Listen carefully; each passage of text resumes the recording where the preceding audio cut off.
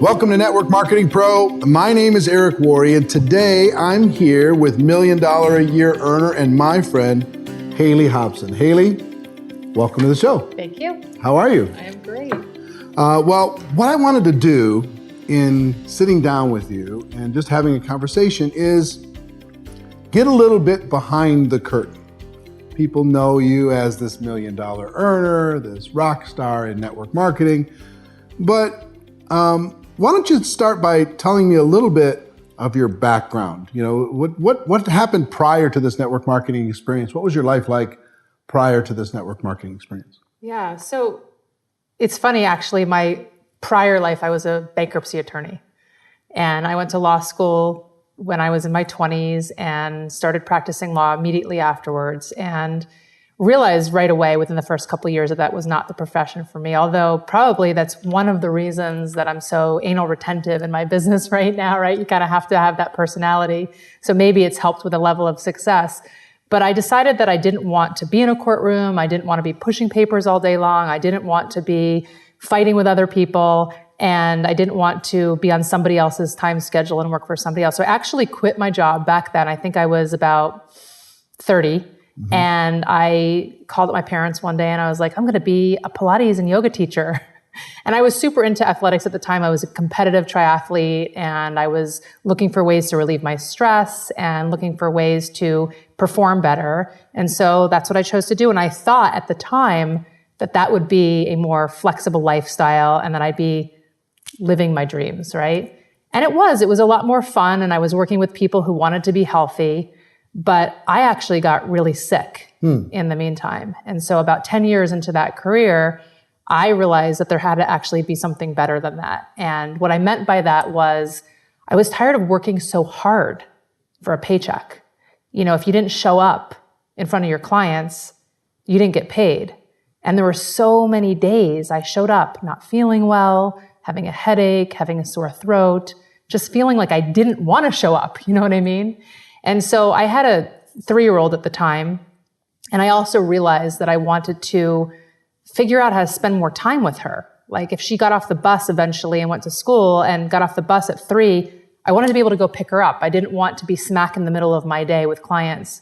So at the same time that I was having that sort of revelation or manifestation that there had to be a way to make money while you're sleeping, or what we call now residual income, I did get really, really sick. And I had to start looking at alternative, more holistic remedies for my own health. And that's when I came sort of across, you know, the product line that I wanted to use, and then realized that lots of people were interested in getting healthy.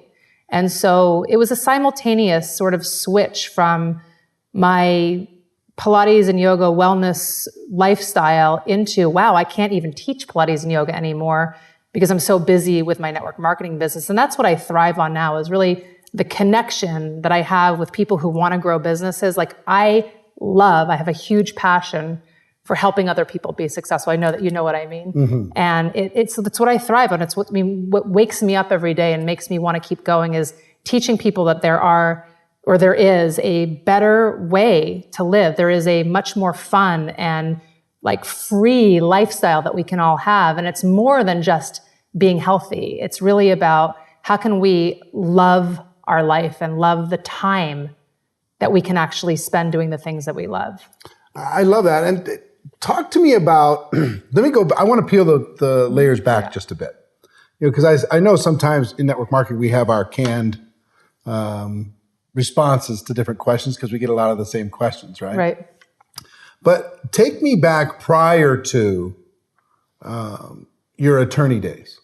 Were you always driven? Yeah. Were you always the person who was the most organized in the room, the person who was probably were you always entrepreneurial? You know, you don't think of yourself as being entrepreneurial as a kid, but I remember when I was 16, I wanted to already get a job. Like I wanted to bring in my own money. My parents were doing fine. I wasn't the kind of kid that actually had to contribute to the household, but when I wanted to have my own money. So when I was 16, I started waitressing. When I was in college, I didn't have any student loans, but I still went out and got a job and waitressed or bartended because I wanted to feel like I was making my own money. And, you know, yeah, I guess so. I was a straight A student, all the way through high school and through college and through law school. And if I came home with like an A minus, I remember as a joke, my parents would say, "You only got an A minus?" So I always was sort of bred to be successful. And maybe it's the, East Coast mentality. I grew up in the New York, Philadelphia area. I don't know if that's part of it, or I just had parents who were high achievers as well. Well, I barely escaped high school. I didn't go to college. You know what I mean? So I think there's both sides. There's some people who don't fit into the traditional paths who succeed in network marketing. And then there's people like yourself that absolutely are in the top 1% of everything. So it's interesting to me because I think some people talk about nature or nurture. Are you born this way? I think part of it is some people are genetically born this way. But I do think a lot of people can be taught to be successful. And, sure. It's been a big lesson for me because I'm bred or born this way. It was hard for me in the beginning to identify with people who weren't, and part of our job as being successful network marketing mentors or coaches to our teams is to really see what they're about, be able to find a solution to help them grow. We don't want to hear that story, "Oh, I can't do it." Because we know that anybody can do it if they put their mind to it, but some people just aren't willing to do what it takes, even if it's just for a few years. And some people really are just, maybe, I don't know if it's scattered or if it's unorganized or if it's not driven. I don't know what it is, but it was really hard for me in the beginning to identify with those kind of people and find solutions for them. But like I said, I do believe that if you want to achieve success in anything in life, it doesn't have to be network marketing, you have to put in the work. And if you've got people around you that are successful, follow their lead. My husband, Wes, he used to be a professional world-class triathlete. And he will always say he was not the best swimmer, biker, or runner. But because of his mindset, he was world-class and ranked like within the top 3 in the world for several years in a row. So, he's a tough guy mentally. And I think that we can all put ourselves in that mindset where I want to achieve success and I'm willing to make those kind of sacrifices or compromises or whatever it is for a certain period of time to achieve them. And, some people aren't willing or some people don't believe enough in themselves. So it's just a matter of, can we help shift their mindset, and are they willing to put themselves in a position where their mindset can be shifted, right? Right. I will tell you from my perspective, I was always a poor student. I struggled in formal education. And the thing that was great about network marketing for me is there wasn't a test that I had to pass or they kicked me out. Right. I could continue to gradually get better, and the profession was patient with me. While I was a slow learner, but once I got it, I got it. Once I had it, I could circle it from a lot of different angles. I could figure it out. People like you always frustrated me because they get it like in 2 seconds.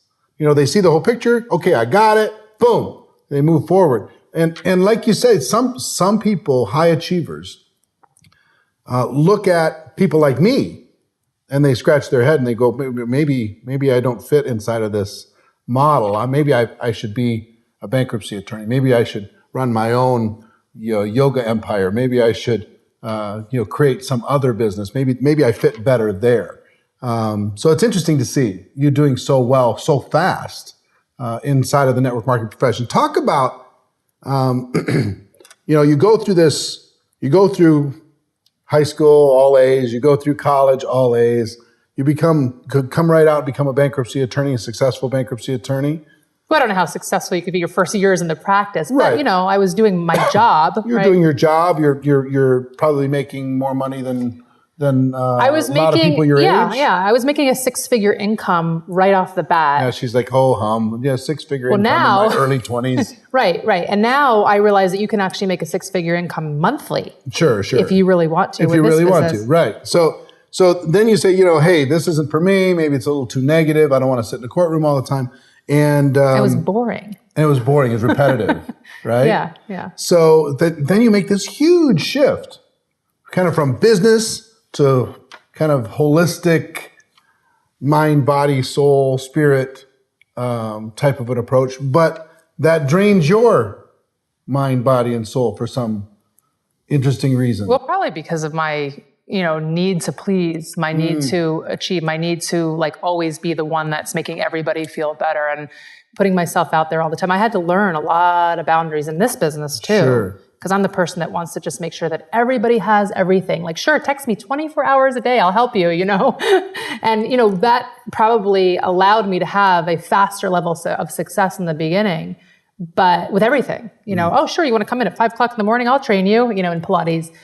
But then I had to create my boundaries there. Okay, I'm not going to see clients until 8, or I'm not going to take somebody at 7 or 8 o'clock. I'm only going to work until 4. Now with this business too, I'm only going to answer my phone if you schedule a call with me and between these hours. So yeah, I'm a giver and I'm a pleaser, and that's my personality. I relate to that. And I want to ask you about that. What do you think caused the people pleaser part of your personality? If you really had to look back, because I've been a people pleaser my whole life, and creating boundaries is really a challenge, has always been a challenge. As far as somebody could take advantage of me really easy because they could push that button. I think it's heritage, to be honest. Really? Yeah, I think it's, growing up with the family that I grew up in, that sort of East Coast. I'm from a Jewish background, and my mom, I always felt like I had to please everybody. Like it was that guilt trip. You know what I mean? I know that's being like hugely generic or but it's your story. But it's that's where I think it comes from. That need to, oh, it's your brother's birthday, you better call him. I'm like, well, I already did call him, but you should call him again. Right. That kind of like making sure that I'm always doing what my parents are telling me. Otherwise, there's that really huge guilt trip. So you feel the shadow of that still? I do. I'm the person who, like, if 4 of us are going out to dinner, I'm like, who else is around that we can invite? Who feels lonely? I was like that all the time growing up. Like, how can we add more to the party to make everybody feel welcome? Wow. All right. Well, good. It's interesting to kind of explore that, because I've experienced the same emotions and same feelings, and sometimes it can help you achieve because you want everybody to be happy as best you can, but it also will stress you out because you can't ever win that game. Right. Not everybody's not always going to be happy. Right. So fast forward, you're sick. You find your health and your body. You've been giving so much that you have nothing left for you, and you get introduced to network marketing. Tell me about the feeling of looking at the business of it. Okay, so first I'm going to backtrack a little bit from that, because I was actually exposed to network marketing, I think at least twice before I landed where I am, but I didn't know it was network marketing and I didn't understand the business. So my first impression was actually not that great.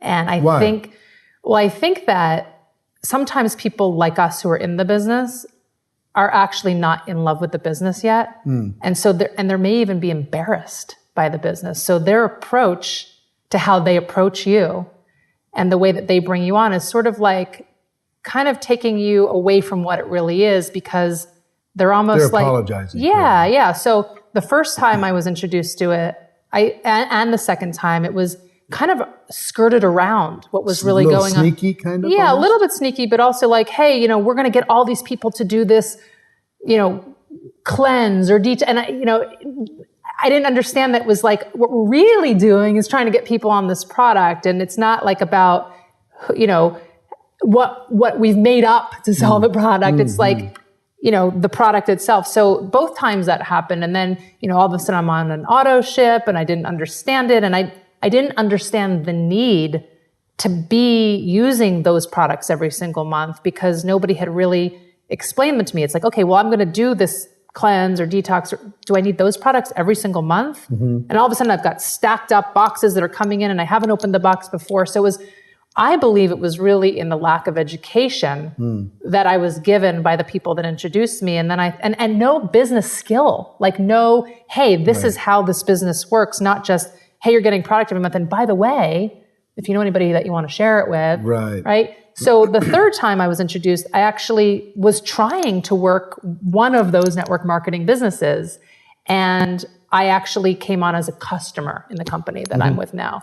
And I really loved the product and actually saw the need to be doing auto ships and wanting to be educated more about the product. So I actually sort of was trying to do 2 at the same time.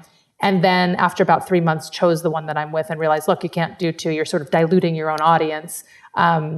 So I focus primarily where I am. And that was my first experience. It was kind of like, negative in the beginning. And I didn't know how to approach it because I didn't have mentors and I didn't have leaders. And once I sort of fell in love with a specific product line, hey, this can work. Let's really dive in and find out what tools we need and what skill sets we need to up level so that this can be a real business, which is also another issue. I think some people come on and they don't realize that network marketing is a real business. It's sort of like, oh, I like that skincare line. I'll add it to my existing business. And maybe they're happy making $500, $1,000, I don't know, a month. Maybe that's great for them, but it actually is okay in this world today to be doing multiple businesses. I'm sure you're doing multiple projects and businesses at the same time. I am too.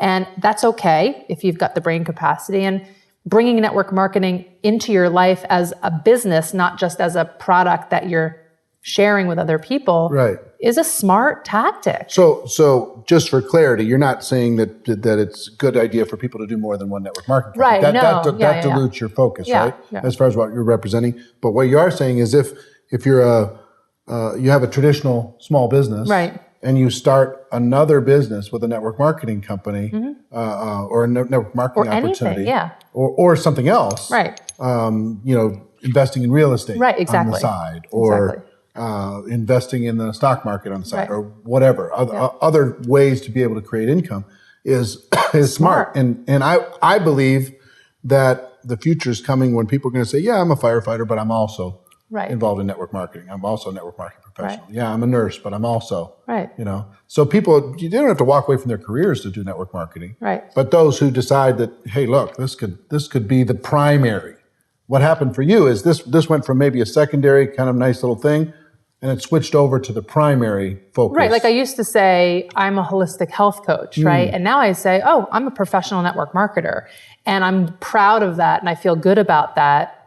And it's okay to be like that. And if I want to invest in another business outside of network marketing, that's great. And what I also think happens to people who are successful in this business, like, look, let's face it, this is the ultimate networking business, right? So people who are successful in network marketing with their own product, with their own audience, are also going to be successful in other ventures because they know how to network. So network marketing can actually open up your life to so many other amazing things that can happen outside of your network marketing business. And I think it's sort of like, a stair stepper. Like when you're born into the network marketing world, you're an infant and you have like this much knowledge and you have no idea what can happen.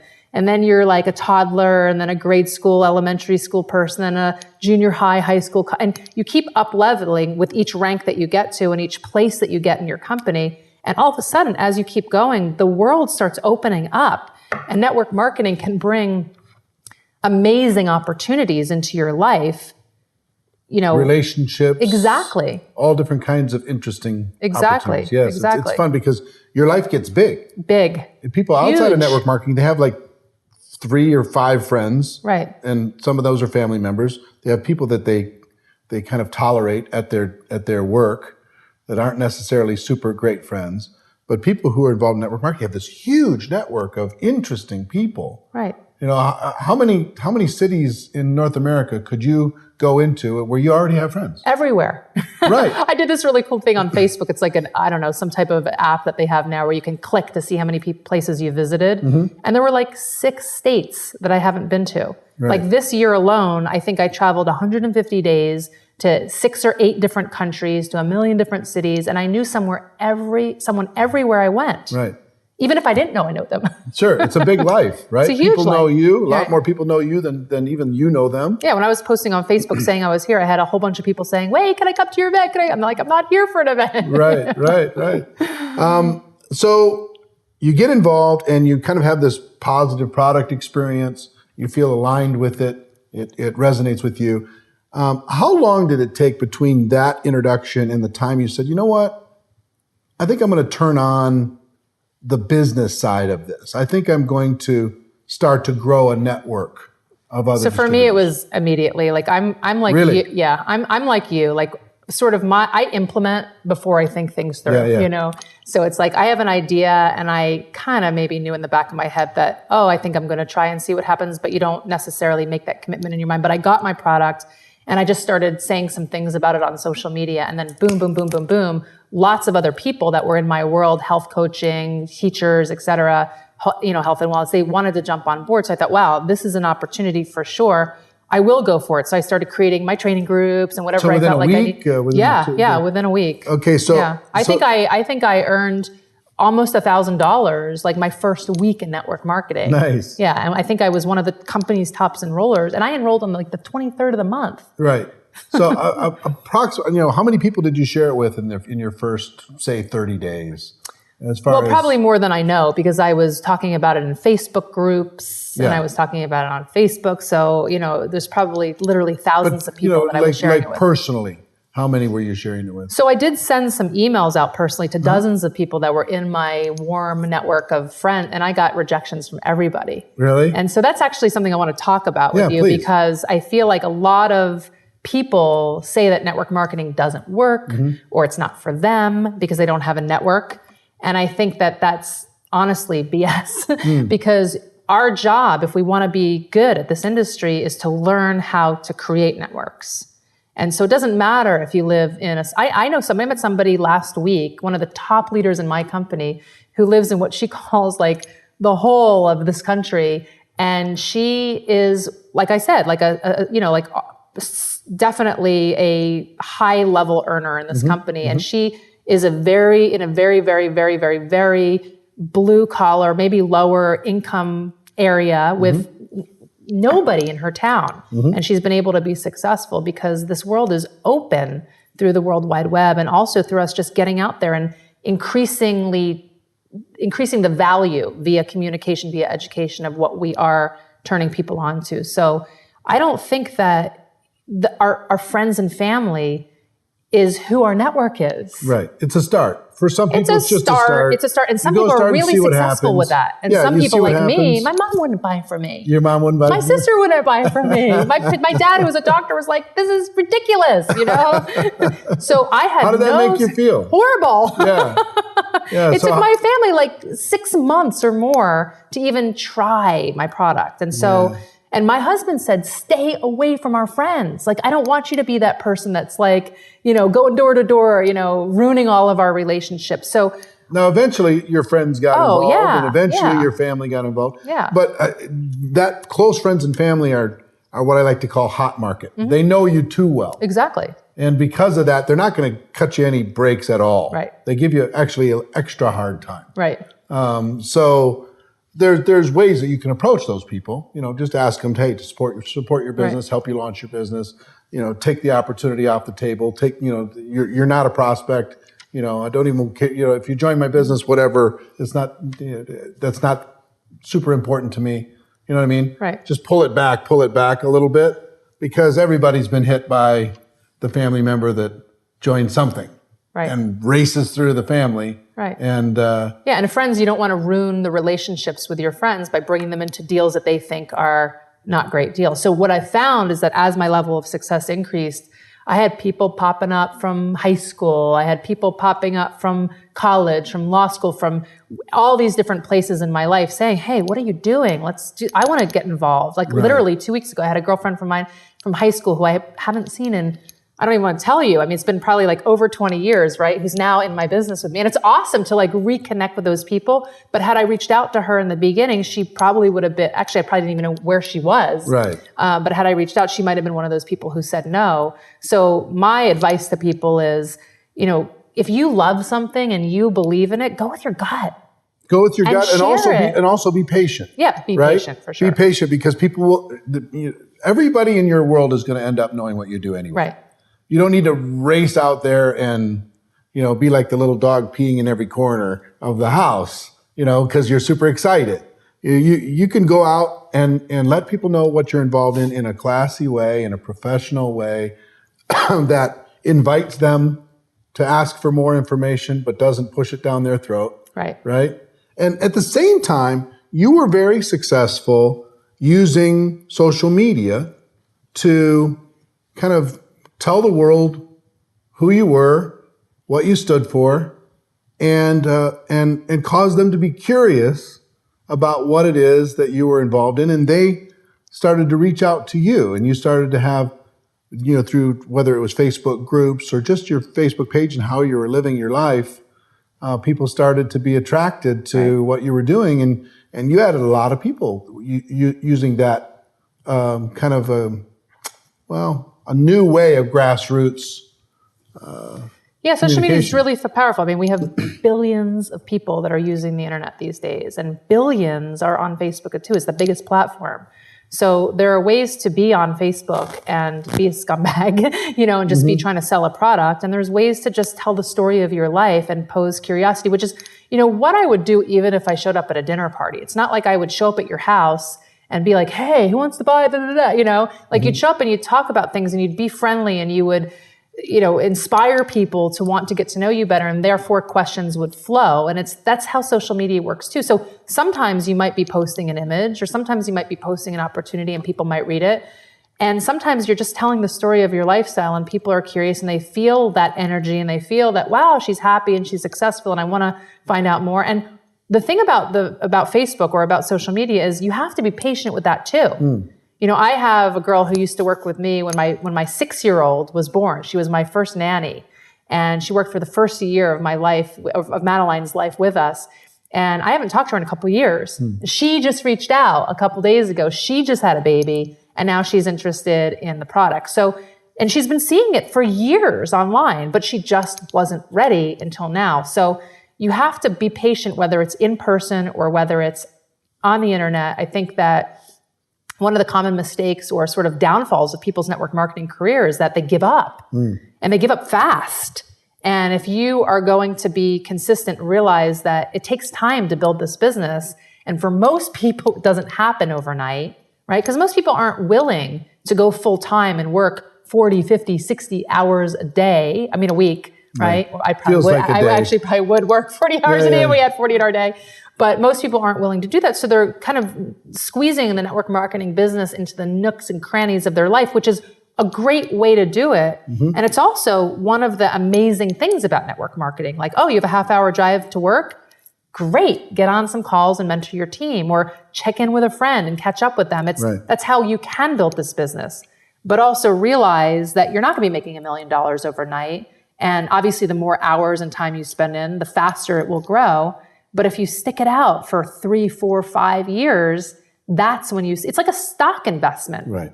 You have to be patient. It's a long tail business. Who invests in something and expects to make 100% return overnight? Well, some people. Right? I mean, the stock market just went crazy, down last week, right? Sure. And I'm talking to my husband, I'm talking to my brother, who's my financial advisor, and I'm like, oh, crap. And my brother's advice was, awesome. This is a great opportunity to buy, right? And everybody else is looking at it like they lost money. You just have to stick it out. Right. Now, let me ask you, what I see too much on Facebook especially is somebody gets involved in network marketing. They get so excited. Right. And so every post is, join my business, buy my product. This is great. Join my business, buy my product. This is great. And it gets really boring. It gets really kind of annoying. I understand they're excited. And somehow they think that that's going to be an effective approach. They just don't know. They just don't know, right. So what advice do you have for those people that are just posting every 2 seconds about how great their company is? Look, I'm super excited to be here with you today. And I'm super excited to be doing this interview for so many people.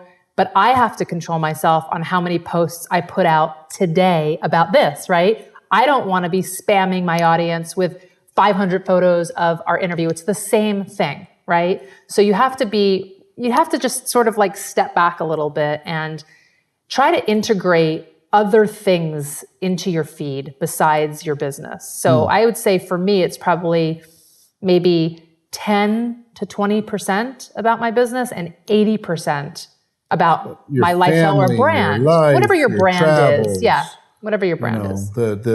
When I see your feed, I see you and your kids and family having a good time. Are you out to dinner or out on a date? Or you and your husband going for a run? Or But you're also probably looking at my personal Facebook friend page versus my business page. And some people will do both, and some people will just do one. And I treat them very differently. So with my friend page, I'm just showing my lifestyle because those are my friends and they don't want to have me ever say, buy this, right? On my business page, I might have more professional looking posts or more related to the industry that I'm in or inspirational things like that. But let me ask you this. Where do more of your prospects come from? Probably my business page. Page? I have. How long did it take before you even started a business page? I started one pretty much. Right away? Yeah. No, but at the beginning, were you getting more from the friend page or the business Friend page. At the beginning was friend page. Yeah.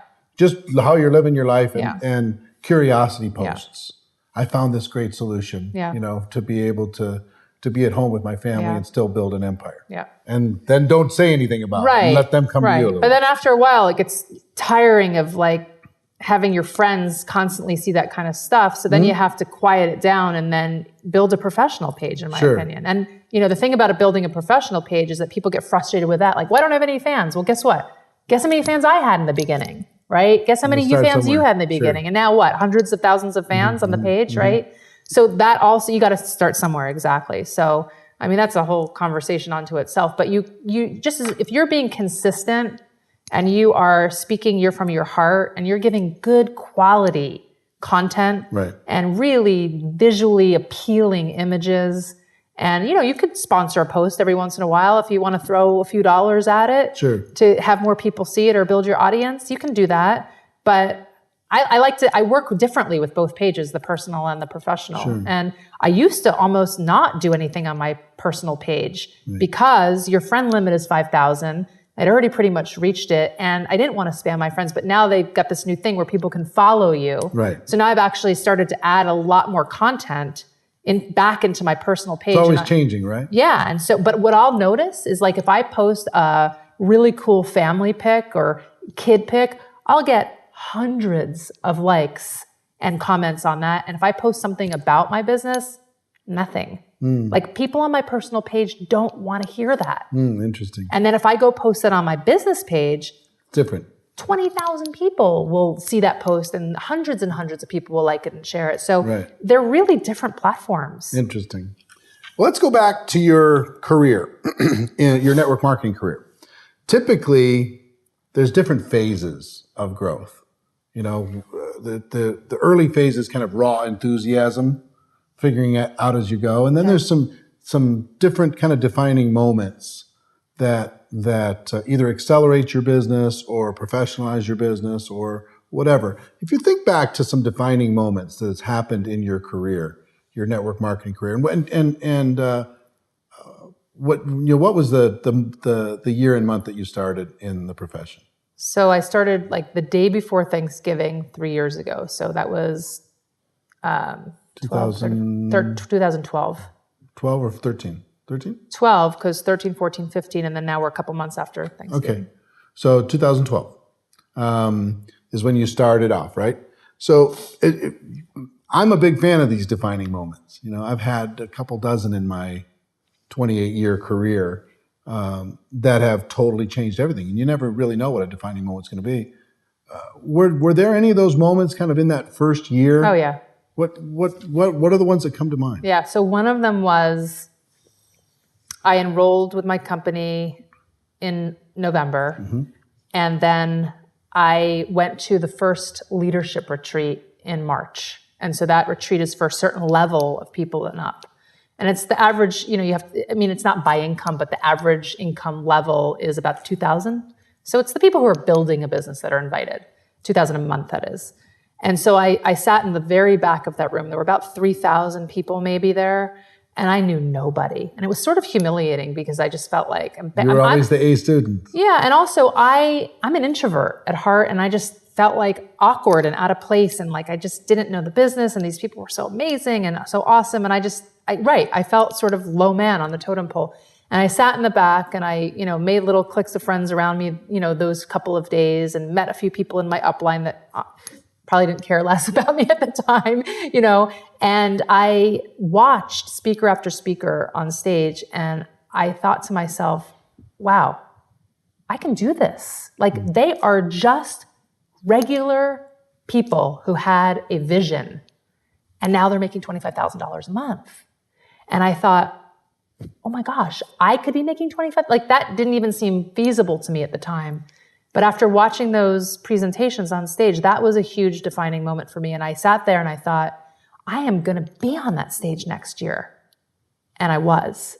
And that was the next defining moment because I Talk about that. Was invited. So actually before that year, I was invited to speak. So the leadership was in March and I was slowly growing my business. Another defining moment was when I first got my first check that was like a 6-figure income a year check. And I was blown away that these checks were growing every single month and that there was a check that was literally over 5 figures in my, back office or whatever.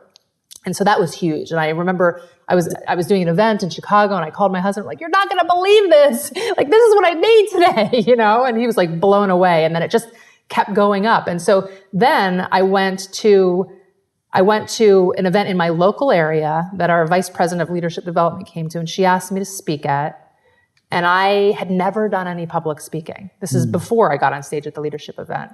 And there were going to be about 400 or 500 people in the room. And I thought that was a lot of people. And I was nervous and I was sweating and I didn't know what I was going to talk about. And I thought also, why do these people want to hear from me?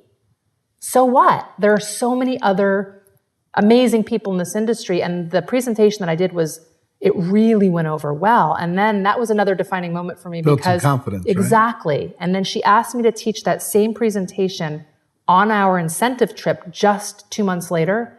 And now we've got 400 to 500 people in the room, but they are the top leaders in the company at the time. And again, I thought, who am I? Like, we've got these, presidential diamonds up there, and I was a diamond, and then it goes blue diamond and presidential diamonds and above. I'm never going to be one of those people. Like, why do they want to learn from me? They've got more experience. And again, I'm like shaking the whole time, and I'm sweating, and I'm giving my presentation, and I feel like this small, and they liked it. And that was huge confidence builder by me because I realized I actually have some good insight, even though I'm newer in this business. And so, just because you don't have the experience doesn't mean that you're not going to be good at it or that you don't have something insightful to say. And, my sister has been in my business for the last 2 years. I brought her in 2 years ago and she wanted nothing to do with the business necessarily. She's a TV producer. She's been in the industry for 20 years, super busy, single mom in New York City, crazy life. And she just recently quit her job a couple months ago. And I said to her, look, now's the perfect opportunity. You can step in and lead your organization, right? She really knew nothing about it other than she had to order by a certain time of the month because I made her a certain amount, and what her volume should be to hit the rank so that I could hit mine, And she stepped in with no experience, and her organization went on fire. It was amazing because she had so many insightful things to say. And from a customer perspective, she was able to bring in a whole bunch of light that we couldn't see because we're so business focused, So I say anybody can do this, and you've always got something good to say. You've always got something insightful to say. So those were my few defining moments that. All right, good. I've got a few additional questions that I want to ask you before we have to wrap up. First one is, how do you balance being a wife, being a mother, taking care of your home, the whole family structure, dealing with the people pleaser and the guilt aspect of growing up? There has to be some mom guilt that's part of that scenario, and still build such a huge empire, $1 million a year income in 3 years. How do you balance that? So again, I think it's going to be, those steps. I didn't go from here to here overnight. So you're constantly growing and you're constantly taking on new responsibilities, new work, new challenges, more travel, and also you're making more money so you can also have more support as you continue to build bigger. In the beginning, it was hard. I'm not going to lie, right? I mean, I would wake up in the morning at 5, 6 o'clock in the morning on fire because I had so many ideas, and I'd get my kids off to school, sit at my laptop, and when I had to go pick up my daughter at school, that's when my day sort of ended for an hour or two. And then I'm hopping in the bath with her at 7 o'clock because I haven't showered yet that day. And I'm eating potato chips for dinner because I don't want to take the time to cook. And my kids aren't eating anything, That's an exaggeration, but you know what I mean? Yep. And my life was on hold for like the first 6 months. It was really crazy. And I was lucky that my husband was super supportive. He's always really supportive of anything that I do. And he is a great dad, and he's a huge help, and he has a flexible career himself as a real estate agent. But we did hire, a cleaning lady, and we did hire, part-time help if we needed it with the kids. But it was not easy. I just decided that was a choice that I was going to make, knowing that I was going to be. It was a season. It was a season. And then, things always calm down for a little bit. And you kind of, like you talk about, you go in and out of balance, right? And so sometimes they're super chaotic, and then sometimes you can chill out. And as I continued to build and my income continued to grow, I was able to take more and more of the admin things off of my plate and, pay somebody to not only clean the house, but now do meals, or, pay for somebody to help me with all the travel that's going on, or pay for somebody to do all the marketing that I need, or pay for a project manager for my team, or a business manager, or financial advisor. So you can bring these things on. And look, I'm not saying I don't work hard. I'm not saying I have no hand in my business. I'm still on it a lot and all the time. It's $1 million a year business. Right. But it does get easier when you find good people to surround yourself with. And do I have guilt sometimes? Yeah. I mean, there are times where I'm flying from here, come home for a night or two, see my little one, I'm off again, come home for a night or two, see my little one, I'm off again. It's hard. Yeah. It is hard. I try to bring her with me sometimes, and I try when we're home to do the best mommy things with her. The night before I left to come here, we did a sleepover in my bed. Like, that was super fun for her, And so I'm the one that gets her from school. I'm the one that still takes her to activities. I don't pay anybody to do that, because that's the stuff that I want to do. Sure. But look, it's a toll on my husband. Yep. He's picking up a lot of that slack at home, but we're looking at the bigger picture. And I feel like what this business has to offer us long-term, even though we're working hard now, is huge. And you know what? It doesn't have to be network marketing. Any business where you're going to run $1 million business takes commitment. You are the CEO. You're going to have to commit. You have to show up. So you just have to decide whether that lifestyle is for you. And also, if you don't want that lifestyle for you, you can go smaller. You can stop at a certain level and ride the wave, right? Sure. What do you think? There's a lot of people involved in network marketing, involved in your company, that have been involved the same amount of time you are and aren't earning what you're earning. Yeah. Some people have got involved and aren't earning anything. Right. Some people came in and left. Some people came in and earned a little bit. Some people came in, maybe they're earning 6 figures. You're earning 7 figures. What do you think is the difference between you and them? Commitment. I really do think it's commitment. I think that, because I was in these other short-time network marketing careers and didn't understand what I was doing and wasn't tapping into possibly what was the resources that my team or upline leader had, or getting on calls or doing events, I can tell you I wasn't doing the steps that it takes. And I think that if people do those steps, it's like the daily action steps that everyone has to do, right? If you're doing them, the daily, the weekly, the monthly plan, it really is a canned formula. It doesn't matter what company you're in, right? We all have to do the same things. Sure. So if you have that level of commitment and you can do that, I don't know how your business could not be making you money. Now, are some people going to be more dynamic than other people, attract more people? Probably. Are some people going to answer their phone at 10 o'clock at night or turn their phone off at 5? Probably, right? Are some people going to be willing to get on planes and fly on a red eye from Hawaii back to Denver and then another red eye the next day to Manchester? Maybe, right? So it's just your level of how far do you want to push it? And if you're going to put in some type of level of activity, I don't know how you can't be making money. Is it worth it? Oh yeah. My life is amazing. I mean, it's opened up so many relationships and doors of opportunity for me. And I'm having so much fun. Good. Well, let's do this. What I'd like you to do is look right into that camera, and the people that are listening to this or watching this they want what you have. They want the brass ring. They want to become network marketing professionals. They might have some fears. They might have some doubts, concerns. And what advice would you have for the audience that's watching today that wants to go live the big life that you're living now? What advice would you have for them? First, I would make sure that you have a huge belief system. And I think that the things that you need to really be spot on in believing are your company, your product, and yourself. So if you are not in love with your company, go to some corporate events and fall in love. If you're not in love with your product, start using them more and see if you can fall in love and get educated.